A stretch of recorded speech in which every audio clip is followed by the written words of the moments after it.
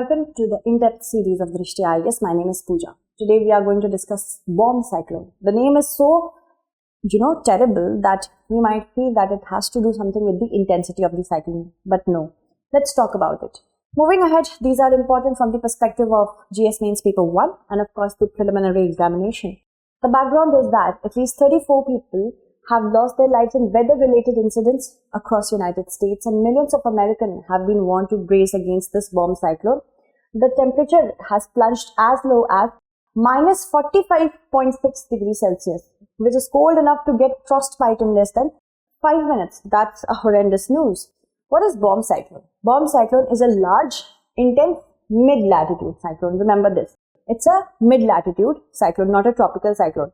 It has a low pressure at the center, and there are many weather fronts. Weather fronts, that means it can differ from place to place, the intensity, but of course, it is a very cold cyclone. It is related to an array of associated weather. Blizzards are also common, and severe thunderstorm to heavy precipitation from rain to snow. And it can produce significant harmful impact. This is one of the reasons why we call it bomb cyclone. Moving ahead, how is it formed? Let's see.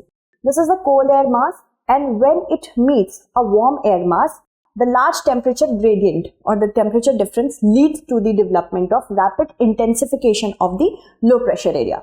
So when a cold air mass collides with a warm air mass, the formation of this rapidly strengthening weather system, it is known as bombogenesis. And it occurs when a mid-latitude cyclone rapidly intensifies, dropping at least 24 millibars over 24 hours. So it is also defined as central pressure dropping 24 MB. Remember this is important for prelims. This point, third point, okay. It can happen anytime, but it is most likely to occur from October to March. And then it can result in very heavy precipitation and produce winds in excess of 70 mph. Moving ahead to the next point. Now, why is it called a bomb cyclone? It has nothing to do with the intensity of it, but the suddenness in which we register the drop in temperatures, okay, or drop in pressure, not temperature. So sudden drop in pressure is like a bomb going off. And because of the explosive cyclogenesis and bombogenesis, this word is very common when it comes to bomb cyclones, because the pressure falls all of a sudden, and that is why it is very explosive in nature. And it refers to the speed at which the storm forms, not the intensity, that is how much harm it can do. That is not the basis of it, but at what speed it is forming, okay. Moving ahead to the next portion, how does it differ from a hurricane?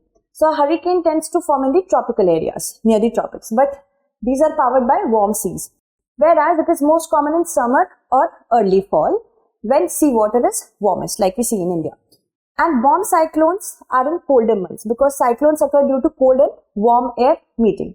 It is more common in northwestern Atlantic, northwestern Pacific, and also sometimes in the Mediterranean Sea. So if it is asked in their examination, you can answer this question very well. Moving ahead, are they really dangerous?